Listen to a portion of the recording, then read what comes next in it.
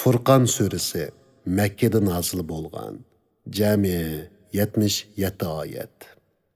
Nahayeti şefqatlik ve mehribon Allah'ның ismi bilen başlayman.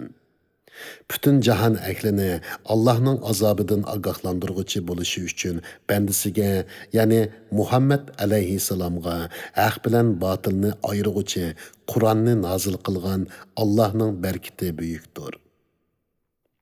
Osmonlarning va zaminning podshohligi Allohga xosdir.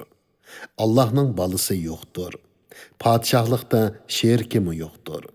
Allah hamma narsani yaratdi.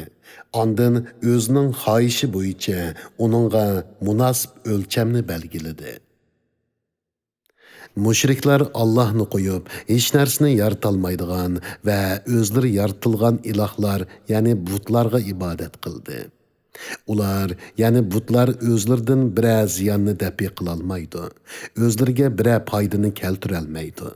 Başqalarının cinini erişqa, başqalarga hayat beğişlaşqa, yoki ölüklerini tirildirişke qadir bulalmaydı. Kafirlar bu, yani Kur'an, fakat o, yani Muhammed özü toqugan yalğandır. Onunğa, onu toquşqa başqa bir qavim, yani ahli kitap yordam bergen deydi. Ular Peygamber aleyhisselamga böktan çaplaş bilen onunğa zulüm kıldı ve yalganını çapladı. Ular eytti. Bu burunqilarning efsaneleridir ki, ularni o yazdırıp algan. Hifsi qılıvilishi üçün onunğa atigen akşamda okup berilyaptı. Aytqin ki, onu asmanlardaki ve zimindeki sırrını bilip duradigan Allah nazil kıldı. Allah haqiqatan nahayeti məğfirət qılğıcıdır. Bendilərgə nahayeti mehribondur. Müşriklər Muhammed aleyhisselamni məsxir qılıb aytdi. Bazarlarda biz tamaq yegəndək tamaq yeydigan, biz mangandək minib yürüydigan bu qandaq peyğəmbər. Onun bilen billa agahlandırğıcı buluş üçün Allah onunğa nemişqə bir pəriştə əvətmedi. Ya onunğa bir g'azini berilmedi, ya onunğa meyvelerini yeydigan bir bağ berilmedi. Zalimlar, yani kafirlar, sizler fakat sihirlengen bir adamga agishvatsizlar dedi. Müşriklarning sening uchun nurg'un misollarni keltirganligiga qarag'in. Ular ozdi, to'g'ri yo'l topolmaydi. Allah'ның berkiti büyüktür ki, eğer o halisa, sana ularning aytqanlardan mı yaxshi, astidan o'stanglar eqib turadigan bağlarni ve çoğ saraylarni ata qılatdi. Yo'q, ular qiyomatni inkar qildi. Qiyomatni inkar qilganlarga biz do'zaxni tayyorladik. Dozaq ularni jiraqdan ko'rgan chaqda ular dozaqning g'azabdan qaynigan va eshakdek hangragan ovozni anglaydi. Ular zanjir bilan bog'langan holda dozaqning tar yeriga tashlangan chaqda bu yerda ular o'zlarining o'limini tilaydi. Ularga bugun sizlar bir o'limni emas, talay o'limlarni tilanglar deyiladi. Ularga aytqin ki, şu dozaq yaxshimi ya taqvodorlarga va'da qilingan, kirgan kishi mangu qoladigan jannat yaxshimi? Jannat taqvodorlarga berilgan mukofotdir va ularning oxiri boradigan joyidir.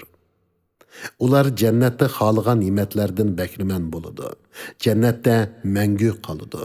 Bu Parvardigoringdan ishqa oshirish tilindigan va'didir. Şu günde Allah ularga qo'shib, ular Allah'ni qo'yib cho'qingan narsalarni yig'idi. Ondan Allah ularga: "Mening bu bandilarimni sizlar ozdirdinglarmi yoki to'g'ri yo'ldan ular o'zlari ozdimi?" deydi. İbadet qilinguvchilar aytidi: Ey Allah, sen paktursan, seni qo'yib başqalarını dost tutuş, yani senden başqaga çoqunuş bizge ve senin məxluqatından iş əhdiga layiq emas.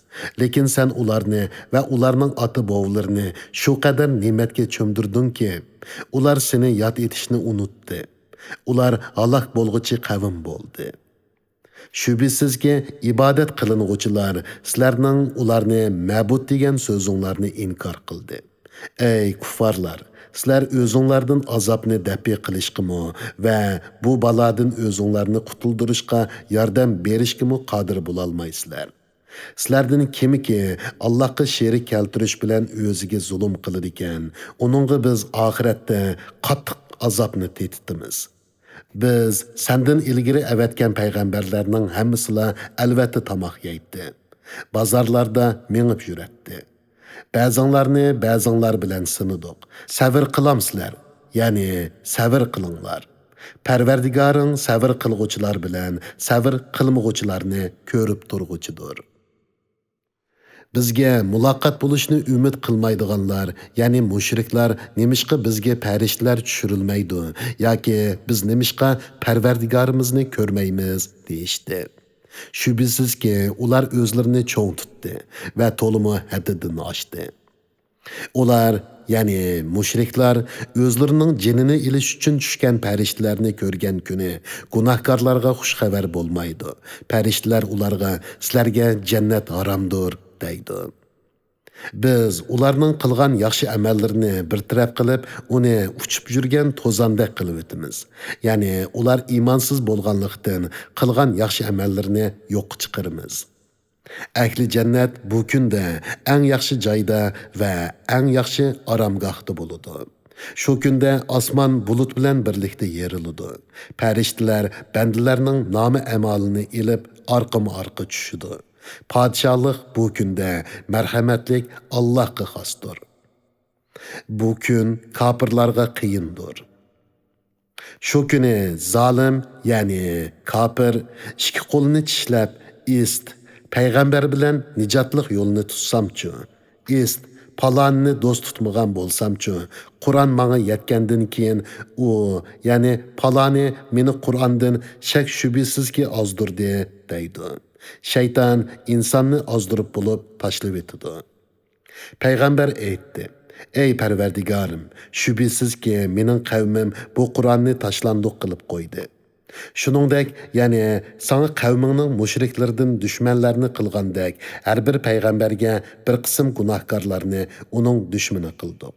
Parvardigoring yo'l ko'rsatguchi va yordamchi bo'lishga sana yetarlikdir. Kapırlar Kur'an nemişqa onunğa, yani Muhammed aleyhisselamga bir qitimdilla nazil qilinmedi, dedi. Senin dilingni mustahkam qilish uchun uni ayrım-ayrım nazil qildik. Ular, yani mushriklar qandaq bir savolni tashlamasin, onunğa qarta biz sana haq javobni va hammadan go'zal tushuntirishni nazil qildik. Ular jahannamga yuzlari bilan suriladi. Ularning joyi eng yomon, yo'li eng ozg'undir.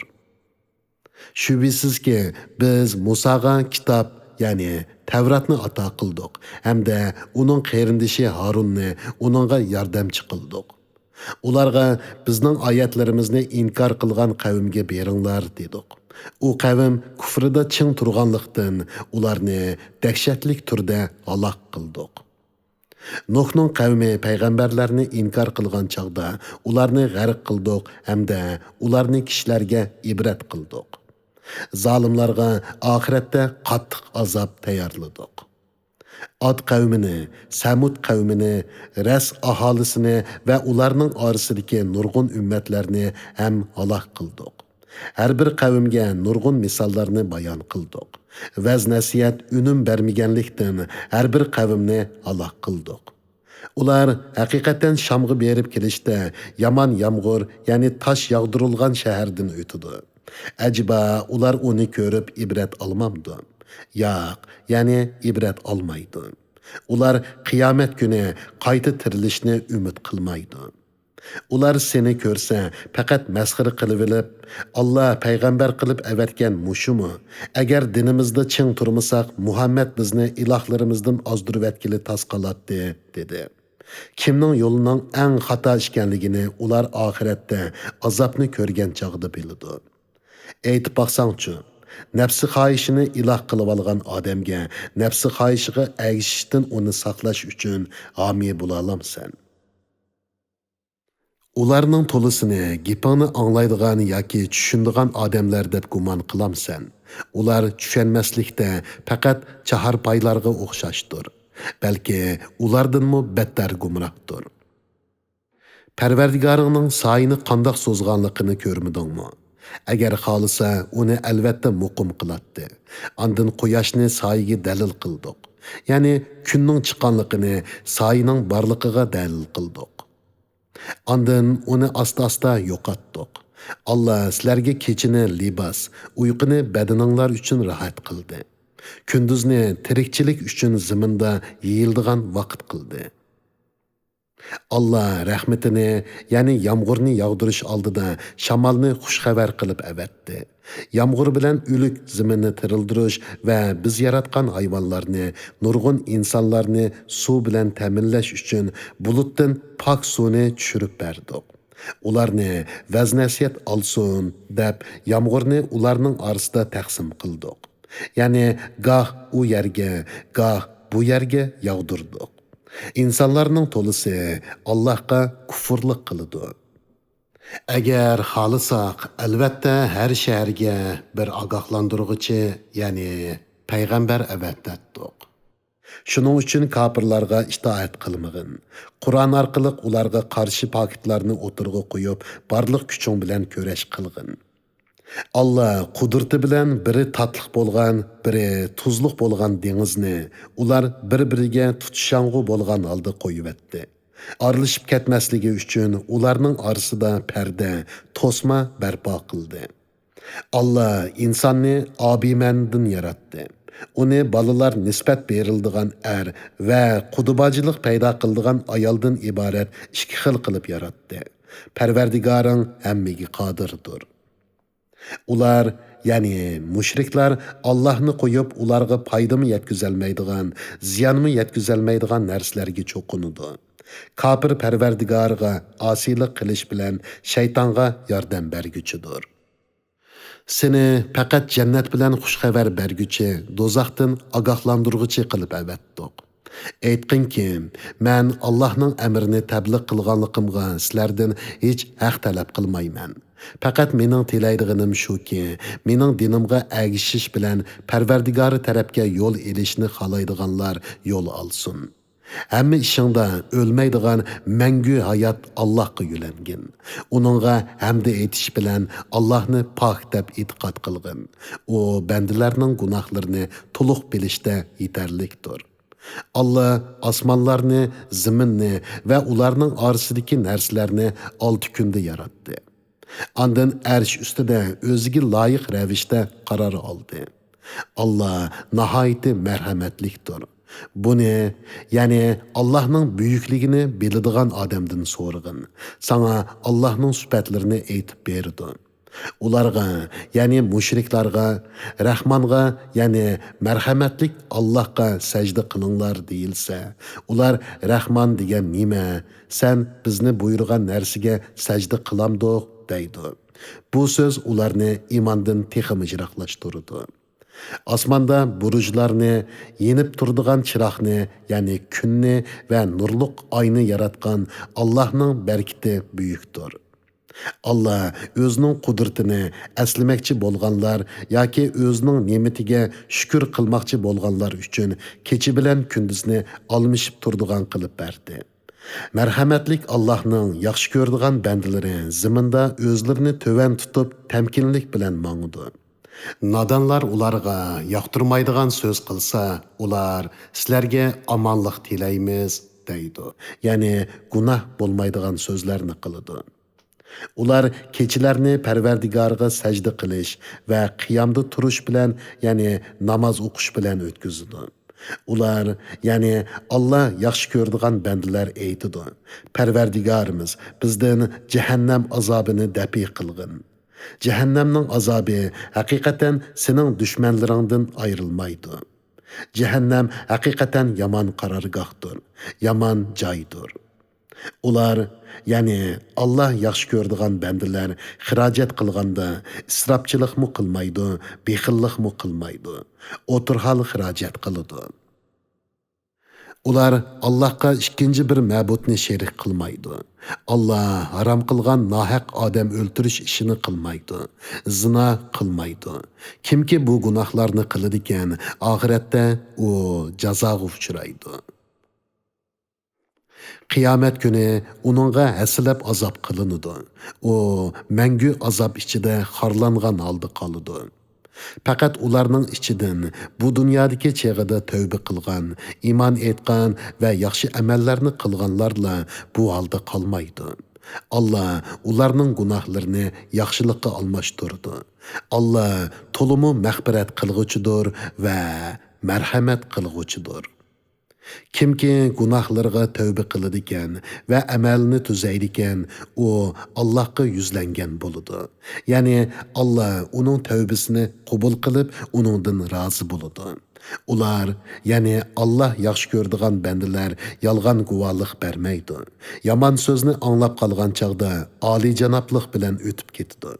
Ularga Parvardigorning oyatlari bilan vaz-nasihat qilinsa, gaz kor bo'lib olmaydi.